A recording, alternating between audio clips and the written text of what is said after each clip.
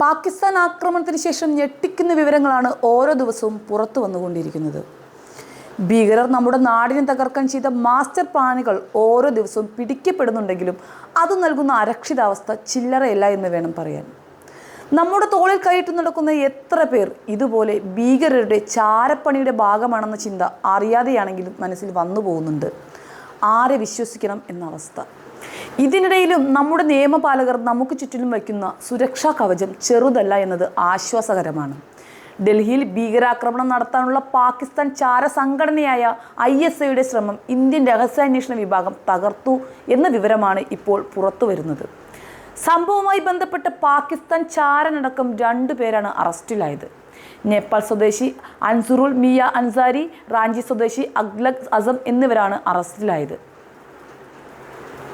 കഴിഞ്ഞ 3 മാസമായി നടക്കുന്ന അന്വേഷണങ്ങൾ സംബന്ധിച്ച വിശദാംശങ്ങളാണ് ഇപ്പോൾ പുറത്തു വന്നിരിക്കുന്നത്.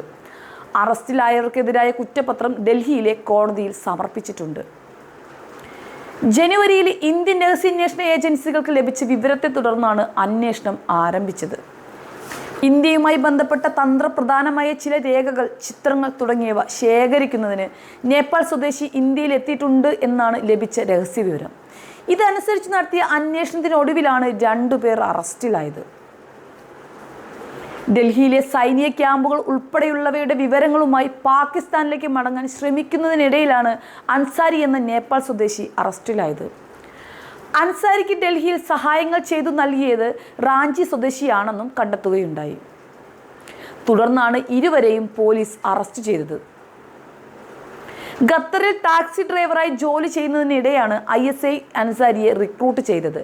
2024 പാകിസ്ഥാനിലെ റാവൽപിണ്ടിയിലെത്തിച്ച് ഇയാൾക്ക് പരിശീലനം നൽകുകയും ചെയ്തതായി റിപ്പോർട്ട് പറയുന്നുണ്ട്. രഹസ്യാന്വേഷണ വിഭാഗത്തിന്റെ അന്വേഷണത്തിൽ ഡൽഹിയിലെ പാകിസ്ഥാൻ ഹൈക്കമ്മീഷൻ ഓഫീസുമായി ബന്ധപ്പെട്ടും ചില വിവരങ്ങൾ ലഭ്യമായിട്ടുണ്ടെന്നും റിപ്പോർട്ടുകളുണ്ട്. ഹൈക്കമ്മീഷൻ ഉദ്യോഗസ്ഥനായ മുസമ്മിൽ ഡാനിഷ് എന്നിവർക്കും ഭീകരാക്രമണ പദ്ധതിയുമായി ബന്ധമുണ്ടെന്നാണ് വിവരം. പിടിയിലായ ISI ഏജന്റുമാർക്ക് ചില ഇന്ത്യൻ യൂട്യൂബർമാരെയും ബന്ധമുണ്ടെന്നും ചില റിപ്പോർട്ടുകൾ സൂചിപ്പിക്കുന്നുണ്ട്. ഹൈക്കമ്മീഷൻ ഓഫീസിലെ ഉദ്യോഗസ്ഥൻ ഡാനിഷിന് പിടിയിലായ ഇന്ത്യൻ യൂട്യൂബർ ജ്യോതി മൽഹോത്രയുമായി ബന്ധമുണ്ടെന്നും നേരത്തെ റിപ്പോർട്ടുകൾ വന്നിരുന്നു. വേട്ട അവസാനിപ്പിച്ചു എന്ന തോന്നൽ ശത്രുവിനുണ്ടാക്കി രഹസ്യമായി പദ്ധതികൾ മെനയുന്ന വേട്ടക്കാരൻ്റെ അതേ തന്ത്രം തന്നെയാണ് പാകിസ്ഥാൻ്റേത്. മുൻപ് അമേരിക്ക അടക്കമുള്ള പല രാജ്യങ്ങളിലും മോദിക്കുള്ള ഇൻഫ്ലുവൻസ് വെച്ചുകൊണ്ട് തന്നെ പാകിസ്ഥാൻ ഇനിയൊരു യുദ്ധത്തിന് തയ്യാറെടുക്കില്ല എന്ന ഉറപ്പ് ഐക്യരാഷ്ട്രസഭയിൽ വെച്ചുകൊണ്ട് എല്ലാവർക്കും നൽകിയതാണ്. ഇതാണ് അവർ ലംഘിച്ചു കൊണ്ടിരിക്കുന്നത്. ഭീകരവാദികൾ എല്ലാ കാലത്തും ഉണ്ടാകും. അവരെ കണ്ടെത്തി ഉന്മൂലനം ചെയ്യുന്നതിലൂടെയും കൃത്യമായ പ്ലാനിങ്ങിലൂടെ അവരുടെ തിരിച്ചടി തടുക്കുന്നതിലൂടെയും മാത്രമേ നമുക്ക് പിടിച്ചു നിൽക്കാനാവൂ. നമ്മുടെ നിയമവും നിയമപാലകരും കുറച്ചുകൂടി ആക്റ്റീവായി ഇതിനെ കൈകാര്യം ചെയ്യുക മാത്രമേ ഇതിനൊരു സൊല്യൂഷനായിട്ട് പറയാനുള്ളൂ.